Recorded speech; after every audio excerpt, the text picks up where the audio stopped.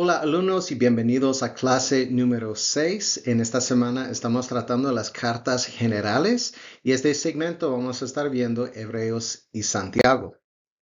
Acuérdense, 27 libros en el Nuevo Testamento y 4 géneros, los evangélicos, los libros históricos, libro histórico que es Hechos, las cartas, epístolas. La semana pasada vimos las cartas paulinas y esta semana vamos a estar viendo las cartas generales. Hebreos, Santiago, primera, segunda de Pedro, primera, segunda, tercera de Juan y Judas. Después el libro profético de Apocalipsis. El libro de los Hebreos, la autoría y audiencia. La autoría de Hebreos permanece anónima, no se sabe quién lo escribió, aunque tradicionalmente se atribuyó a Pablo. La erudición, los escolares moderna generalmente disputa la autoría paulina, surgiendo que el autor era un líder cristiano, erudita, elocuente, familiarizado con las escrituras y tradiciones judías. La audiencia parece ser cristianos judíos que estaban bien versados en el Antiguo Testamento y sus sistemas de sacrificios. En otras palabras, no se sabe si fue Pablo o no, pero sea quien sea, fue muy familiarizado con el Antiguo Testamento, con las leyes y todo ese panorama y sabía cómo conectar la vida, la identidad, la enseñanza de Jesucristo, haciendo un vínculo a través de todo el Antiguo Testamento. Hebreos 1, 1 y 3 prácticamente nos da como el propósito del libro. Dice así: Dios habiendo hablado muchas veces y de muchas maneras en otro tiempo a los padres por los profetas, en esos postreros días nos ha hablado por el Hijo, a quien constituyó heredero de todo y por quien asimismo hizo el universo, el cual, siendo el resplandor de su gloria y la imagen misma de su sustancia, y quien sustenta todas las cosas con la palabra de su poder, habiendo efectuado la purificación de nuestros pecados por medio de sí mismo, se sentó a la diestra de la majestad en las alturas. En otras palabras, desde el principio, Dios nos ha hablado de muchas diferentes maneras, del Torah, a través de Moisés, los profetas, el tabernáculo, el templo, el sistema de sacrificios, pero Cristo es la totalidad, Él es la imagen, Él es el quien de todo eso indicaba hacia Él. Realmente podríamos decir que el tema principal del libro de los Hebreos es la supremacía de Cristo sobre todas las cosas, que Cristo es supremo sobre todas las cosas. La supremacía de Cristo sobre los ángeles y el Torah es mayor que los ángeles, es mayor que el Torah, mayor que Moisés y la tierra prometida, mayor que los sacerdotes y mayor que los sacrificios y el antiguo pacto. Entonces esto va siendo como el bosquejo del libro, capítulos 1 y 2, los ángeles y el Torah, Moisés, los sacerdotes, capítulos 5 a 7, etc. Pero cada una de estas secciones terminan con una advertencia, que no seamos desobedientes como el pueblo de Israel, porque uno mayor que todas esas cosas está entre nosotros. O sea, Dios castigó al pueblo por no obedecer al Torah, por no obedecer a Moisés, por no entrar en la tierra prometida, por no hacer caso a los sacerdotes y por no reconocer el antiguo pacto. Pero ahora en Cristo, uno mayor que todas esas cosas está. Entonces, si ellos recibieron castigo por esas cosas, ¿cuánto más nosotros hoy en día, que sabemos que Cristo es mayor que todo eso? Otra vez, la supremacía de Cristo sobre los ángeles y el Torah. Cristo es la palabra de Dios, la palabra viviente de Dios. De Moisés y la tierra prometida, Cristo es la esperanza para la nueva creación. Acuérdense, otra vez en Cristo, el Shalom será restaurada en él. Los sacerdotes, incluyendo al Melquisedec, Cristo es el sacerdote perfecto. Y los sacrificios y el antiguo pacto. Cristo es el sacrificio perfecto. En otras palabras, todas esas áreas que el autor de Hebreos nos indica del Antiguo Testamento, Cristo es superior, es mayor que todas esas cosas, tiene supremacía de todas esas cosas. Y realmente termina con una palabra de ánimo de que permanezcan fieles, de que nosotros permanezcamos y que su audiencia permanezca fiel. Los héroes de la fe en el capítulo 11 son ejemplos para que permanezcamos fieles en medio de las pruebas.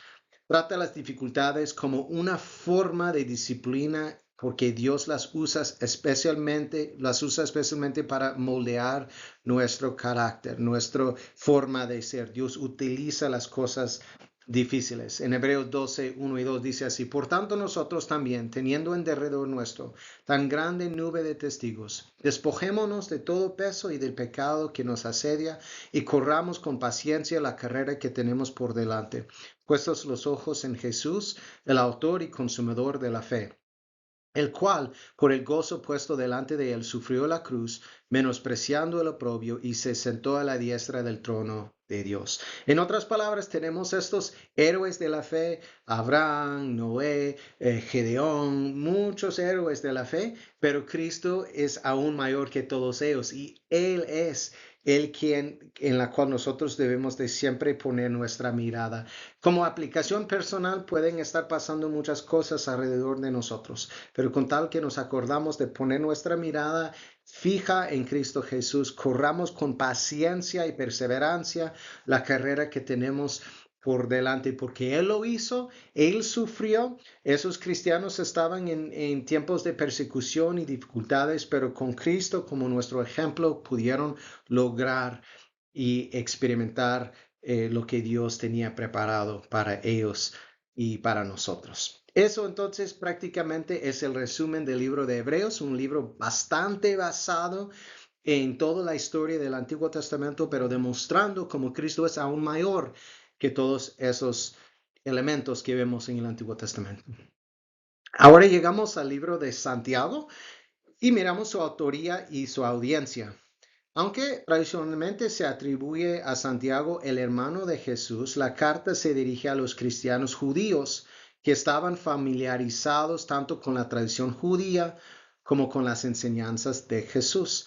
Las dos principales fuentes de influencia para Santiago fueron las enseñanzas de Jesús en el Sermón del Monte y el libro de Proverbios, especialmente capítulos 1 a 9. En otras palabras, si pudiéramos combinar las enseñanzas de Cristo en el Sermón del Monte con Proverbios 1 al 9, prácticamente es lo que Santiago está haciendo, una síntesis de esas dos fuentes principales.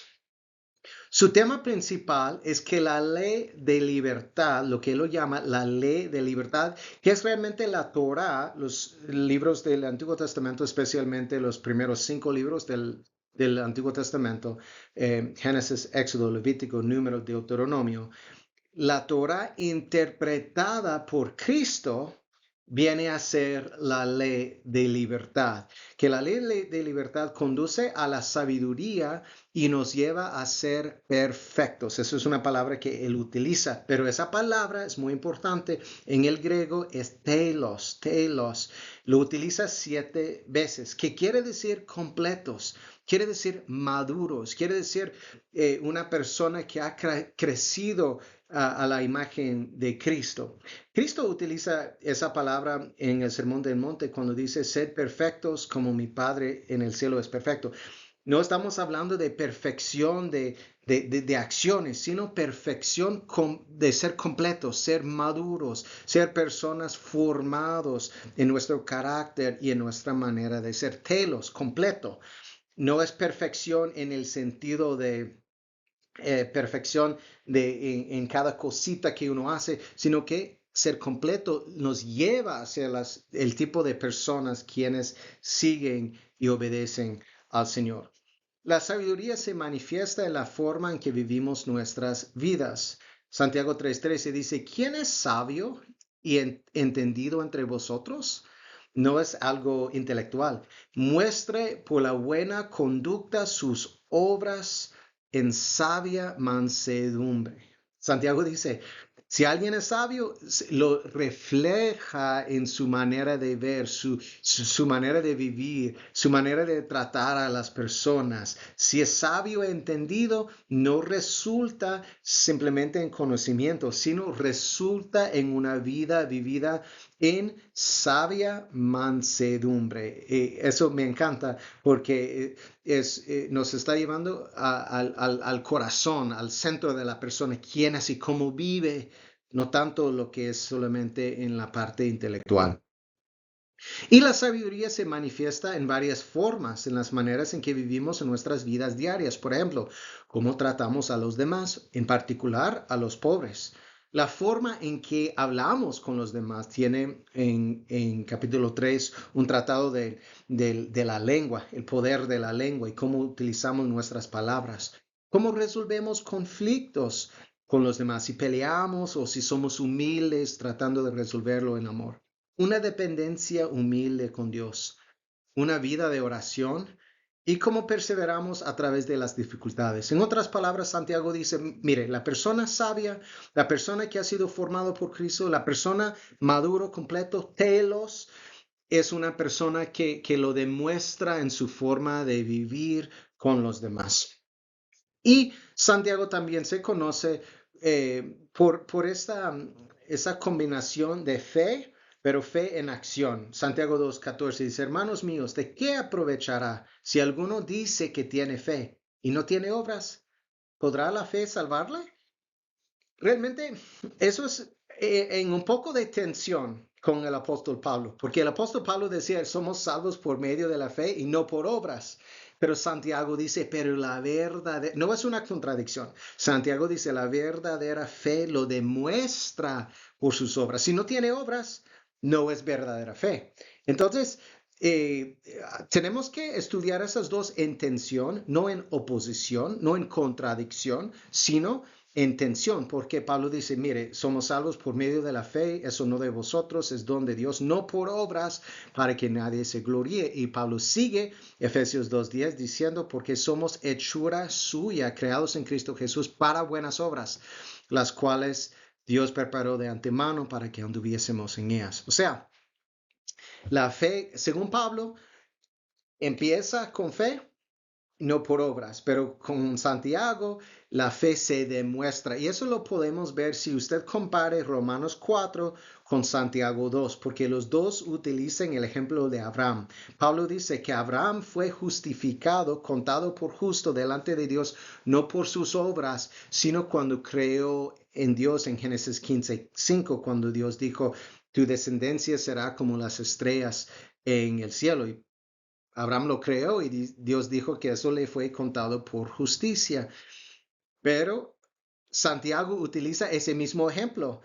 Pero cuando iba a sacrificar a Isaac, Santiago dice, no fue una fe sin obras. Su fe fue demostrado en la obra de que le iba a ofrecer a su hijo Isaac. Entonces, me gusta de ver y estudiar esos a la par, de ver cómo se combina esas ideas de fe y obras. Claro, no somos salvos por obras, pero la fe verdadera tiene obras. Entonces, es una conexión ahí. Santiago 2:22 dice, ¿no ves que la fe actuó juntamente con sus obras y que la fe se perfeccionó por las obras? Ahí está perfeccionado, telos, sus obras, su fe estaba completo, maduro por sus obras. Así que ese es el tema principal en el libro de Santiago. Vamos a continuar al segundo segmento y vamos a estudiar las otras cartas generales. Nos vemos pronto.